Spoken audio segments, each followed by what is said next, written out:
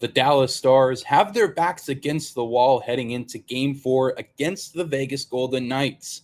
And on today's episode, we'll highlight what we can expect going into this game. And we'll also talk a little bit about Stars GM Jim Nill, who is up for the General Manager of the Year award. All of this and more coming up on today's episode of Locked On Stars. Your Locked On Stars, your daily podcast on the Dallas Stars. Part of the Locked On Podcast Network. Your team every day.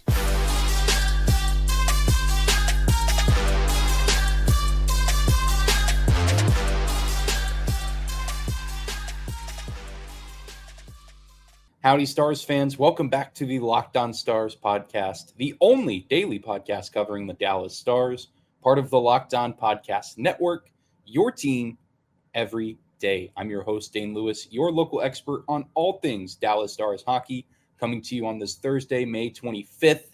And whether this is your first time here or you are a recurring listener, thank you for stopping by and making Locked On Stars your first listen of the day. Be sure to subscribe to the show on YouTube or wherever you find your podcasts. We're always free and available no matter where or how you choose to listen. And of course, plenty to discuss today with maybe the end of the Dallas Stars season of Game 4 of the Western Conference Final.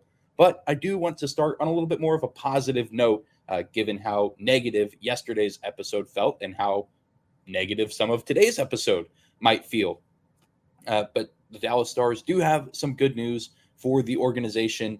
On Wednesday morning, it was announced that Stars general manager Jim Nill has been nominated for the Jim Gregory GM of the Year award, alongside Don Sweeney of the Boston Bruins and Bill Zito of the Florida Panthers. And it's a nice reminder of how good of a spot the Dallas Stars are in overall if you take a bird's eye view of the organization and where things are at, even though right now things are not necessarily bright and we're not necessarily in a great spot in terms of the Western Conference Final and this current playoff. But the Dallas Stars as an organization seem to be in a pretty good spot overall. The Stars finished with 108 points, second in the Central Division in the regular season. Of course, Jim Nill was responsible for hiring Pete DeBoer, who has come in and changed the dynamic of the team, especially on offense. This is the first time in Stars history that we've had a player with over 100 points in a season. Jason Robertson, of course, had 109. Miro Heiskanen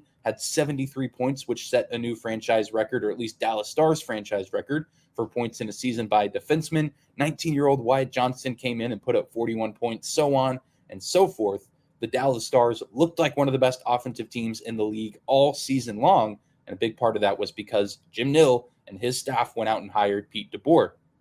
Jim Nill also is responsible for locking up several key players with new contracts. Jake Oettinger, who we're going to talk about a little bit later on in today's episode, Jason Robertson, and of course, Roope Hintz with an 8-year contract. Of course, he also re-signed Miro Heiskanen at the beginning of last season. He's, of course, drafted some very good players as of late. Wyatt Johnston has been a big hit, and it seems like Logan Stankoven is going to be following a similar trajectory, expected to be an excellent player for the Dallas Stars franchise, probably even as early as next season. He had a pretty good trade deadline, a pretty quiet deadline with only a few moves being made, but Evgeny Dodonov and Max Domi have both been impactful players down the stretch of the regular season and at times in the playoffs as well. And all of that to say that these are, a lot of bullet points of really good things that Jim Nill has done over the past season, or really over the past couple of seasons. And we'll probably dive into a lot of this in the offseason as well. But again, it's just a good reminder that things are gloomy right now. Things are not all sunshine and rainbows here for the Stars, as their season is likely coming to an end. But it's a nice reminder that Jim Nill seems to be doing his job well. He's drafted good players. He's picking up good players in free agency at the trade deadline. He's been drafting very well. A lot of the Stars' future prospects look incredibly promising because of the work that Jim Nill has done.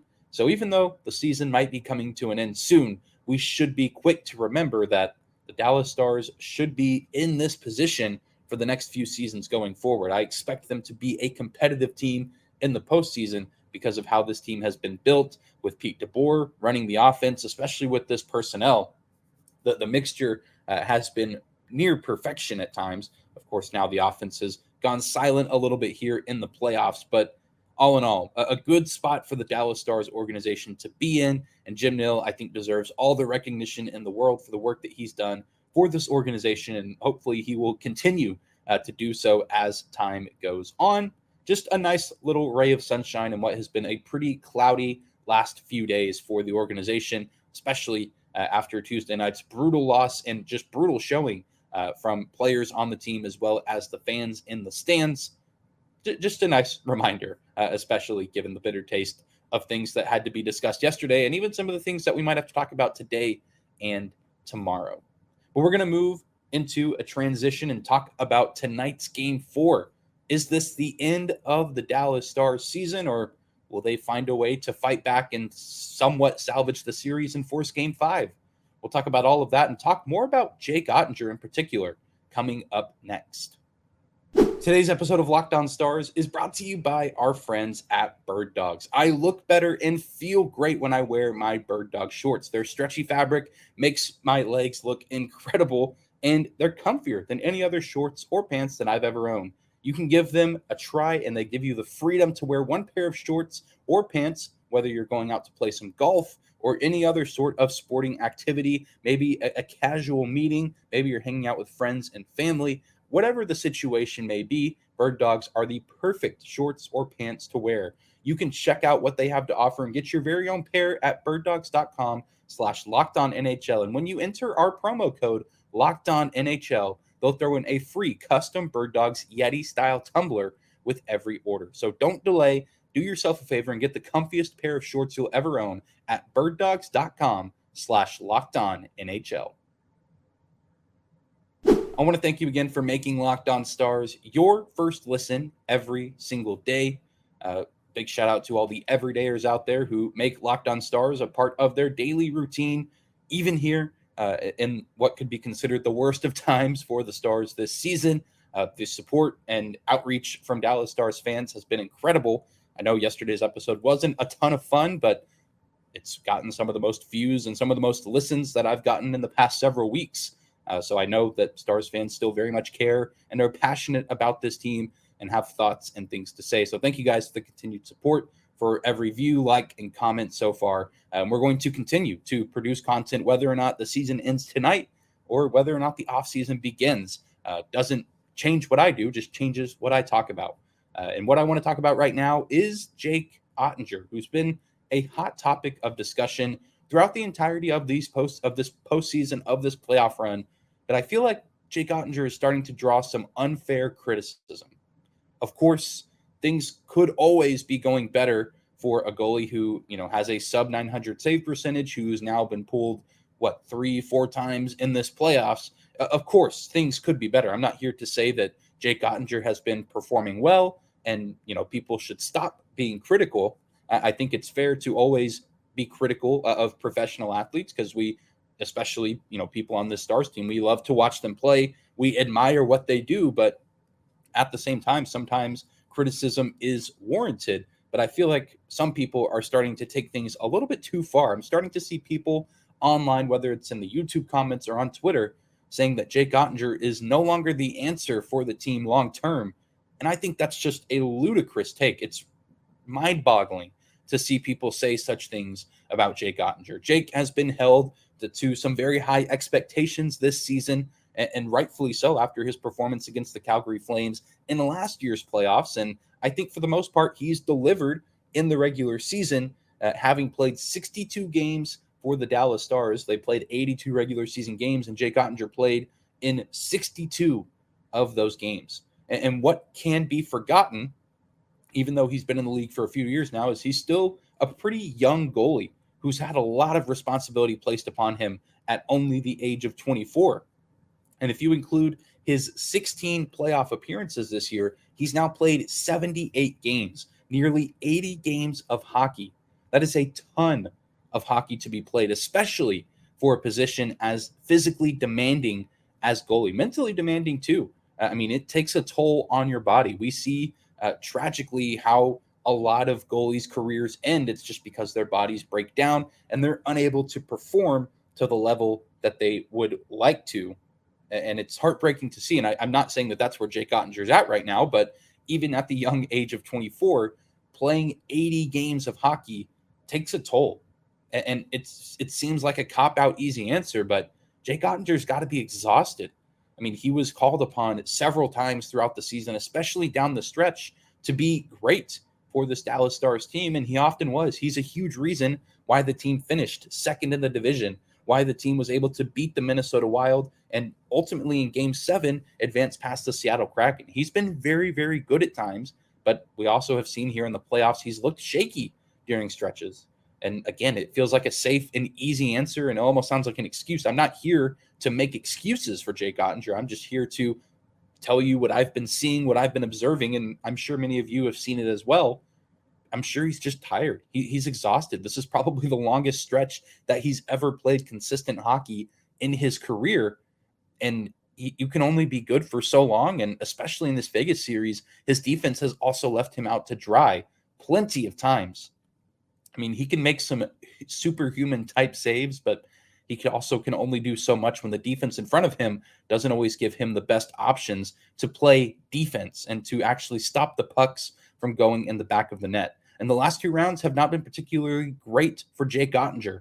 I think that this will, however, build his character, continue to build his toughness, and I think a sequence like this will pay dividends for Jake Oettinger down the road. Brian Ray, who covers the team on Stars Live, the local broadcast throughout the season, had a great tweet last night about Andrei Vasilevsky, who's won Stanley Cups with the Tampa Bay Lightning. He went 4-5 and gave up 26 goals in his first 12 playoff appearances. We've seen some excellence from Jake Oettinger in the playoffs early in his career, but now we're also starting to see some of the bad. And that's to be expected for a guy who is still establishing himself in this league, still in some ways finding his footing in this league at age 24. So I think it's okay to be disappointed and wanting more from Jake Oettinger, but to believe that he's not the future and not fit to be the goalie for this Stars team moving forward, that you're allowing yourself to be a prisoner of the moment. And obviously you haven't been following Jake Oettinger's career, where historically we always see him get better. We always see him continue to work his tail off.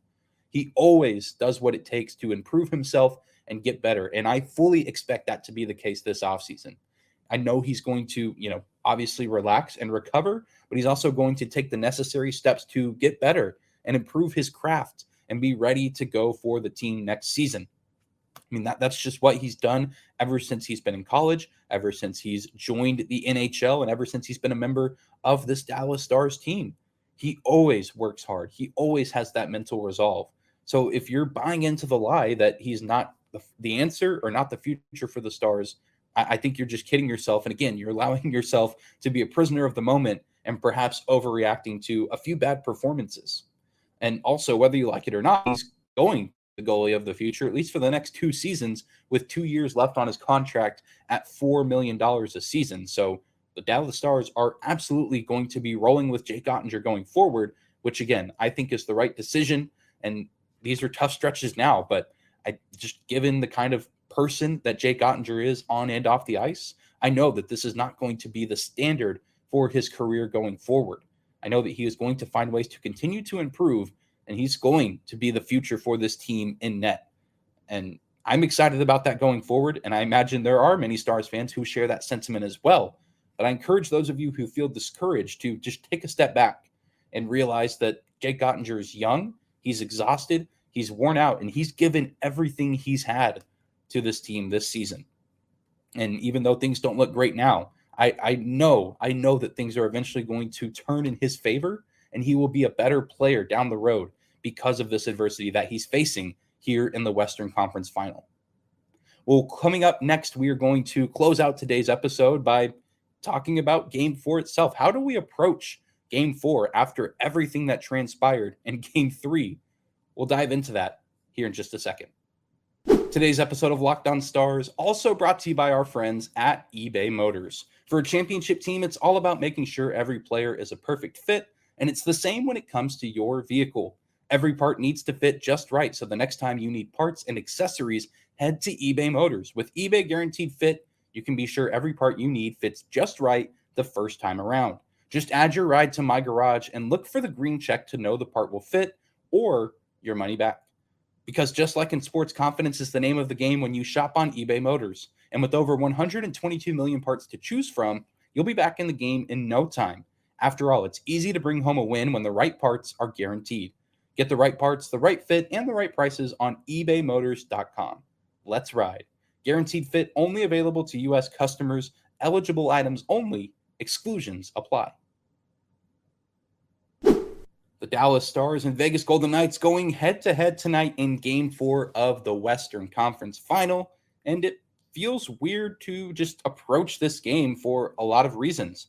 The Stars are, of course, down 3-0, which isn't fun from a fan perspective, and I'm sure not fun from a team perspective as well.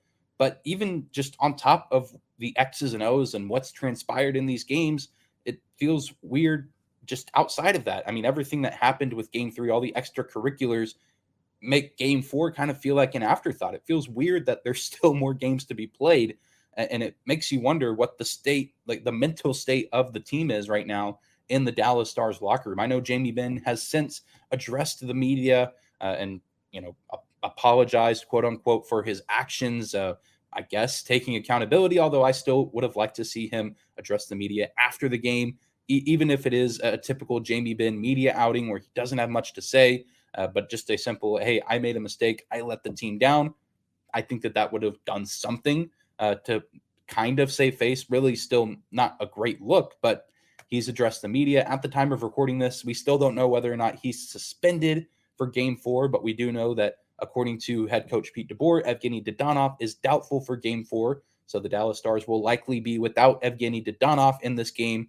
Jamie Benn, if I were to guess, probably is suspended by the time you're hearing this, either Wednesday night or Thursday morning. I feel like there's a good chance he does not play in this game. And so where do the Stars go from here? What is the mental state like in that locker room? I mean, you, of course, still have plenty of leaders to lean on. Joe Pavelski's in that locker room.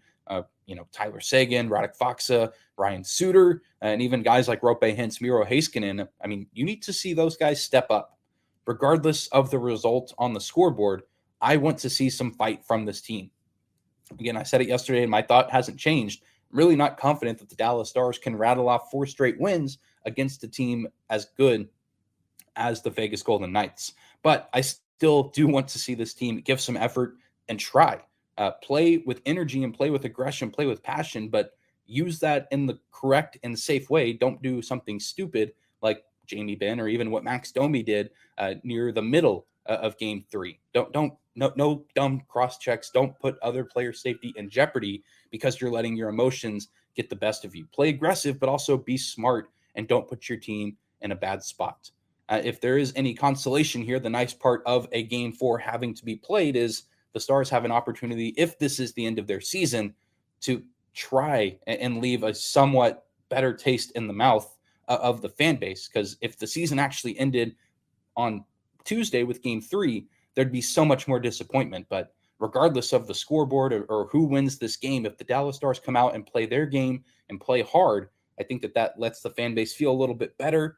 And maybe they are able to get a win. And so then, if the season ends in Game 5 or even a Game 6, you do feel a little bit better. And that's the nice part about there having to be an additional game played in this series. It's, to be completely honest, it's hard to get excited to watch Game 4, but at the same time, it feels weird because I've watched every game this season, and it feels odd to think that the season could be coming to an end, and this could be the last Dallas Stars hockey game I watch until the preseason in September. And there is some sadness to that, but some optimism as well. It's a lot of mixed emotions, and I'm sure many of you feel the exact same way. Of there's not a ton to be excited for in this game. Maybe they'll get to squeak out a win. I'm sure ticket prices are maybe a little bit cheaper, so maybe some people are getting the opportunity to go to a Stanley Cup playoff game, which is exciting. It's a fun atmosphere, and hopefully the fans are able to behave themselves and bring the energy without, again, making themselves or the organization look foolish. But this is a weird game. And of course, I will be watching as I've done all season long, but I just don't know where my expectations lie. I truly don't know what to expect anymore, especially with players who could be missing from this game and Vegas just buzzing at an all-time high right now. It's an incredibly weird game to approach, but I don't know. There's also a part of me that's feeling nostalgic and sappy, if you will, knowing that this could be the last time I get to see the Dallas Stars play for quite some time. So emotions all over the place. Let me know if you're watching on YouTube in the comment section down below how you're feeling heading into Game 4. How many of you are hopeful that the team can pull off 4 straight wins and complete the first 3-0 comeback in NHL Conference Finals history? Only 4 teams have done it in the history of the Stanley Cup playoffs, but to my knowledge, none of them have been done in the conference final round. Let me know. Let me know how you're feeling in the comment section down below. But thank you guys again for tuning into today's episode of Locked On Stars, for making us your first listen of the day. Be sure to subscribe to the show on YouTube or on your favorite podcasting platform of choice. You can also find and follow us on social media at Locked On Stars, Instagram and Twitter, as well as my personal Twitter account at Dane_Lewis. You guys, again, have been incredible all postseason long, and we're going to continue to produce episodes regardless of what the future holds, whether this series continues on into Vegas for Game 5 or if the offseason officially begins. But I hope you guys enjoy your Thursday. Take care of yourselves. Be kind to one another. Enjoy Game 4 all you can. And we'll see you right back here tomorrow.